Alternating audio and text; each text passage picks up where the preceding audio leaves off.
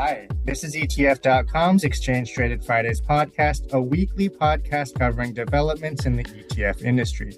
My name is Sumit Roy, and I'm Senior ETF Analyst for ETF.com. This week, I'm talking with Brandon Rakszawski, who is the Director of Product Management at VanEck, an ETF issuer with nearly $60 billion in assets under management within its US-listed ETFs. Brandon, welcome to the show. Oh, thanks so much for having me. Great to be here. Yeah, great to have you. So, Brandon, I want to talk about a very popular ETF of yours, and that is the VanEck Morningstar Wide Moat ETF, ticker symbol MOAT. It has $9.4 billion in assets under management, but this isn't an ETF that gets discussed a whole lot. But if you look at the performance, maybe it should, right? It's beaten SPY over the past 1 year, over the past 3 years, 5 years, and since inception over 11 years ago. I want to get into how the ETF works, but before we get there, can you talk about this concept of the moat? That's a term coined by Warren Buffett, isn't that right? Yeah, that's right. Yeah, he coined the term, and Morningstar, who is the really the brains, the power behind the underlying investment strategy, took that concept and ran with it, and they've essentially woven this concept of identifying economic moats. So these barriers to competition around a company's business model, and trying to find those companies that have not only a moat, so a way of defending their their profits from competition, but also those that can sustain those moats and very far into the future. And that's really the center of Morningstar's equity research philosophy and everything that they put into their equity research of all of the 1,500 plus companies that they cover globally. And it served as the foundation for the Morningstar Y Moat Focus Index, which is the index that our Moat ETF tracks.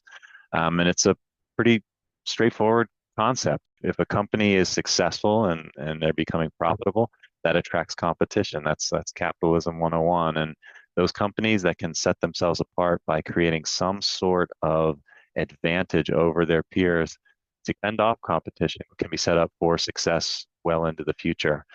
So Morningstar's equity research analyst team, they are looking at every company that they cover and trying to determine which of those companies have some sort of advantage. And they've got a very robust, kind of systematic framework for assessing all of the companies that they cover.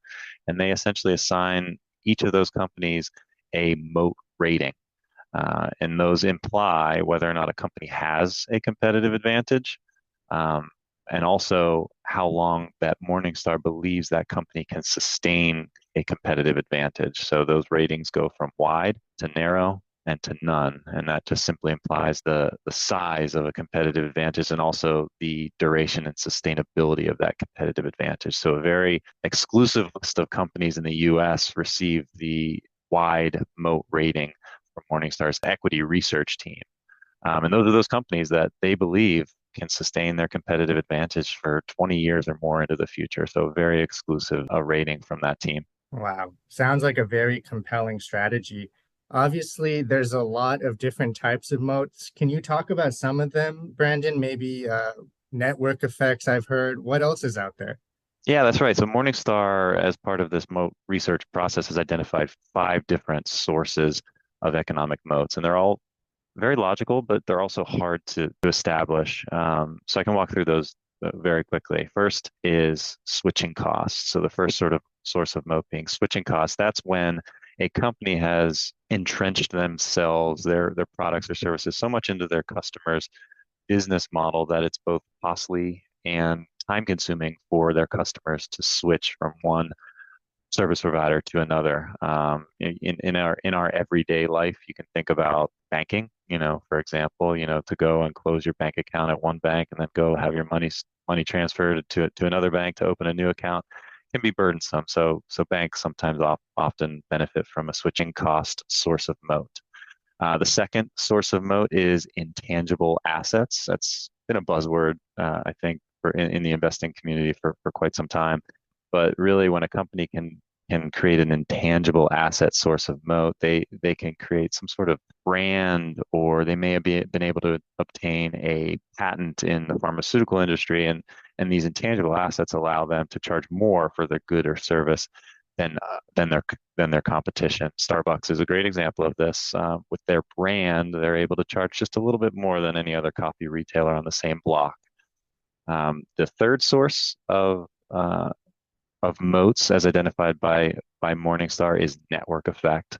The network effect can be very powerful. It's when the value of a good or a service um, increases when more users are involved with that good or service. So we see this happening in one obvious area with Meta platforms and their Facebook social media platform. The more users, the more powerful that network becomes, and the more advertisers might be willing to spend on that platform. It also exists in credit card companies, for example. So the more merchants that accept the Visa card motivates more consumers to go out and open a Visa card. And the more consumers that have a Visa card, the more merchants are going to be likely to accept Visa cards. So that network effect can really benefit a business. The fourth source of moat is cost advantage. That's pretty straightforward. You can think of Walmart or other businesses like that, where when a company can create this cost advantage, they can either undercut their competition from a price perspective, or they can be more profitable at the same price point. So the cost advantage being the fourth source of moat. And last but not least, probably the least common source of moat is efficient scale. And you can think of this as somewhat of maybe a regional monopoly. And efficient scale exists when a certain market is really efficiently served by one or very few participants. So the motivation to enter a market to enter a market as a new entrant is very low, because it's essentially going to reduce profitability and returns for all participants. So you can think of maybe a regional rail operator, Union Pacific, or name the rail provider. They're not going to just go lay track in a new territory if there's already an extensive rail line network in that area. So it's a bit of a barrier to entry or a natural monopoly. And those are the five sources of moat. So switching costs, network effect, intangible asset, cost advantage, and efficient scale. And that's what Morningstar is looking at with each of their companies to identify whether it has one of these sources of moat, and then therefore an advantage over its peers. And then, just as important, it looks forward and determines how long it can sustain these sources of moat into the future. Super interesting stuff. Great color, Brandon. Now, turning back to the ETF, you already talked about this a little bit. How does the MOAT ETF works? It's an index-based fund, so it replicates that index and based on Morningstar's methodology. Is that correct?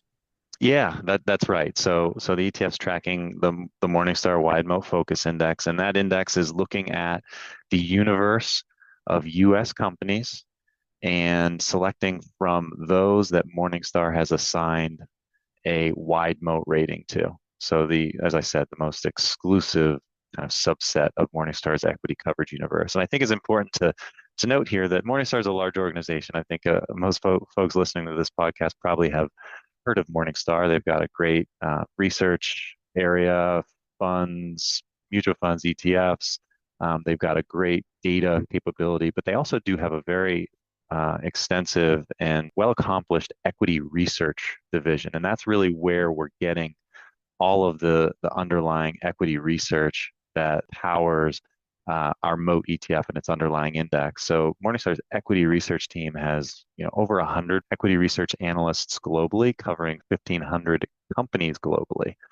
They're spread across different regions of the world and churning out equity research on all of these companies. So this index is created leveraging the output from these equity research analysts. So you can almost think of the index as a client of Morningstar's equity research. It's just consuming the economic moat research that it's putting out to assemble the portfolio. What the ETF and the index use in addition to these moat rating is Morningstar's fair value estimate for these companies that they cover.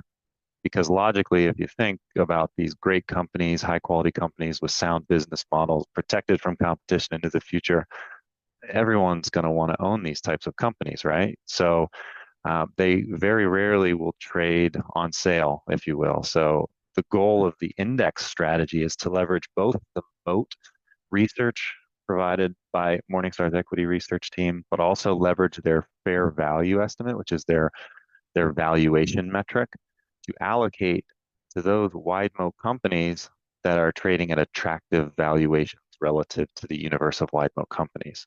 So on a quarterly basis, the index undergoes a very systematic, pre-scheduled review process in which it assesses the US equities with wide moat ratings and then allocates to the cheapest or the most attractively priced of those companies based on where their stock price is currently trading relative to how much Morningstar's equity research analysts think the company is worth. So that is what really drives the selection process on a quarterly basis. And then the ETF and the underlying index are targeting approximately 45 to 55 companies from that universe. So that's generally the range in the holdings, anywhere from 45 to 55 of the most attractively priced wide moat companies at any given time.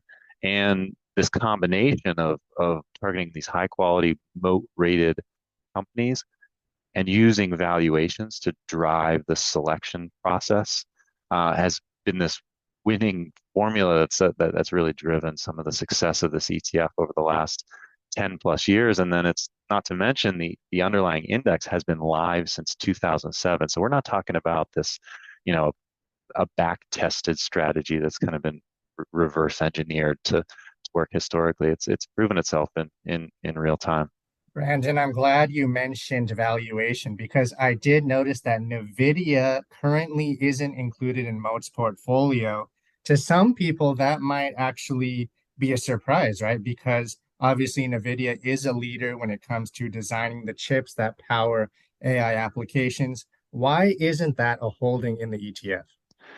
NVIDIA is not a holding in the ETF because it's too expensive right now, and it has been for a little bit of time. So, like I said, a lot of great companies are owned by a lot of investors, and that can drive their price higher and higher. And Morningstar, independent of market sentiment and momentum and all of this, they assign a fair value estimate for each of these companies.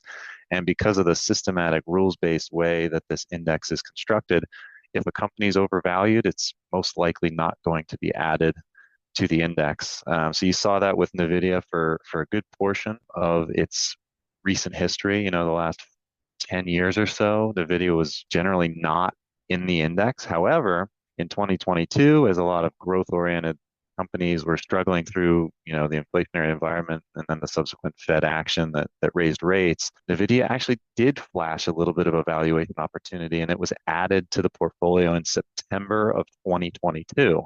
And this kind of story plays itself out again and again with different companies. We could go down the list. Meta Platforms, for example, has been very kind of opportunistically added and removed from the portfolio historically. But back to NVIDIA, it was added in September of 2022 because it flashed a discount to Morningstar's fair value for really the first time in years and years and years. So it was added to the index, and it has since formed, as everyone is aware, very strongly. And it was actually removed from the portfolio in March of 2023 after appreciating significantly while in the portfolio. So it ended up missing some of that rally after its more recent earnings results and forecast revisions, but participated in a pretty strong way. And despite NVIDIA not being a consistent holding of Moat, and despite other companies that you might be surprised to learn that have not always had a wide moat rating, like Apple, for example. It was just recently, in the last 6 months or so, upgraded from a narrow moat rating to a wide moat rating.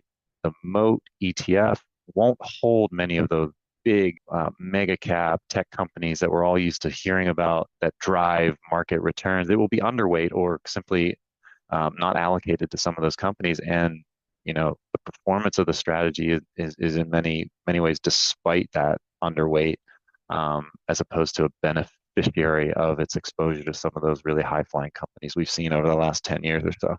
Yeah, I should mention that despite excluding NVIDIA currently, Moat is up almost 21% year to date, which is well in excess of the S&P 500's 15% return. So, what kind of stocks are in the ETF currently that are driving it? I know Meta is in there currently. What other wide moat stocks are in there? Yeah, we've seen it's been interesting trends will play out within the underlying index and the ETF mode as the index is systematically reconstituted and rebalanced on a quarterly basis. We'll see shifts in the portfolio, if you will. The sector allocations can change pretty significantly from quarter to quarter because, again, this is really unconstrained. It's simply a strategy that targets wide moat companies. First criteria. Second criteria, they have to be attractively priced. So as you see certain segments of the market flash valuation opportunities, you'll see some exposure um, enter the portfolio, and that played out. Call it post pandemic in 2020. We saw the portfolio really shift to more of a value posture, and it did so a little bit ahead of the trend there, and it eventually benefited from that value exposure. And then as everyone started to become attracted to the consumer cyclical stocks and the more defensive areas of the market, the index actually started to scale back and return to more growthier areas of the market, tech and others.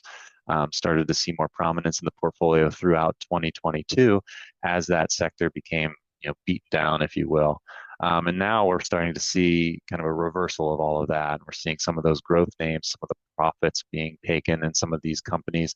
And we saw recently, actually last week, the index went through its most recent review, and we saw a little bit of a shift away from growth and back more into that core and slightly more toward value exposure that we're seeing currently. So, in terms of current companies that you see in the portfolio, there's the usual suspects that you're not going to be surprised have a wide moat rating that are being held by the portfolio. Companies like Google, of course, Salesforce.com has a very strong moat from the tech sector. You see companies across the healthcare, pharmaceuticals, biotech, and maybe some medical device companies. So you'll see companies like Zimmer Biomet in the portfolio, all straight through to banks and consumer-facing companies like Kellogg, U.S. Bancorp, and Bank of America, and others. But there are also some unique names, some lesser-known companies that Morningstar covers that you might not find in your typical fund or ETF.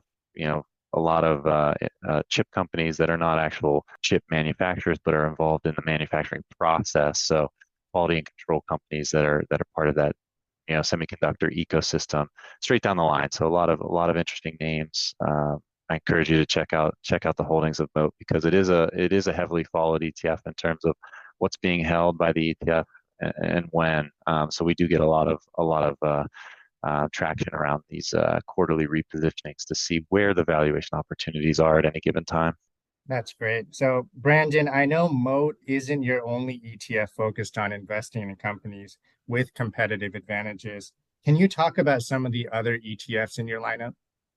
Yeah, of course. So we launched Mode back in 2012. It's really our flagship ETF and one that has done very well and spurred a lot of demand from our own clients for other exposures to Morningstar's Moat research methodology in different regions or market cap ranges. So we launched shortly after we launched Moat, we launched an international version. So basically global ex-US that trades under the ticker MOTI for Moat International.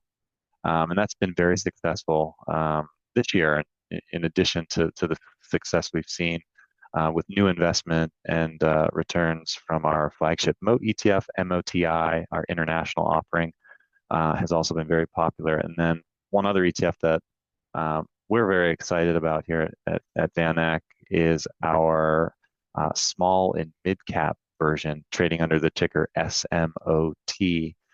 So targeting US companies in the small and mid cap section of the market that have moats and are attractively priced. We're very excited. We received a lot of feedback from our existing investors in Moat that they would love to see this type of methodology applied down market cap. And we think the timing is really very opportunistic for looking into that type of exposure right now. The small and mid cap area of the market has underperformed for quite some time. It's had a tough go this year as there's a lot of concern in the market about potential recession in the future, and small caps generally will underperform leading into a recession, but they'll often historically recover more rapidly and in a bigger way than large caps subsequently in the recovery phase. So we're seeing these valuation dynamics of large versus small and mid cap stocks right now that haven't really played out for decades. They're just the valuation story is really compelling for taking a look at and considering small and mid cap stocks. So we're able to apply that MOAT methodology to the small and mid cap space right now with SMOT, and we also offer ETFs for global MOAT exposure. There's an ESG focused US MOAT ETF under MOTE. And that kind of rounds out our offerings at VanEck, but we've got a pretty comprehensive suite of ETFs fueled by Morningstar's equity research team. Fantastic. So before I let you go, Brandon, is there anything else you want to add? The last thing I would say, just something that we've monitored quite a bit here at VanEck, and we've heard a lot from our clients about uncertainties in the market and this focus on high quality stocks. It really just obviously blends right into our conversations we're having with MOAT based on the efforts of Morningstar's team to identify high quality companies with competitive advantages. But we've seen a lot of investors gravitate to quality index kind of single factor ETFs. Which has been really fascinating as markets have appreciated this year after a very difficult 2022. Despite some of that rally and recovery, there's still a lot of interest in these like well-positioned, defensible companies to weather some of the market uncertainties moving forward. And I think it's very difficult to time factors. I think we've all kind of learned that, whether it's value, dividend yield, low vol, it's just very difficult to get that timing right. So, we have had a lot of positive reception to MOAT and its effort of identifying these high quality companies with defensive characteristics, but also focusing on the valuation side. So that's, I think, what a lot of these factor oriented strategies can be missing is they might target a factor, but timing that factor is so difficult that having a valuation-driven selection methodology has added so much value to the MOAT ETF and its underlying index historically that's one thing that investors should lose sight of is making sure that you're not overpaying for the exposure that you're getting, and that's really something I try to hammer home when I can. That's great. Well, we're going to have to leave it there. Brandon, thank you so much for coming on the show and sharing your insights with us. Awesome. Thanks for having me. I really appreciate it. Listeners, I hope you enjoyed this episode. You can find this and all other Exchange Traded Fridays episodes on ETF.com or on any major podcast platform. See you next week.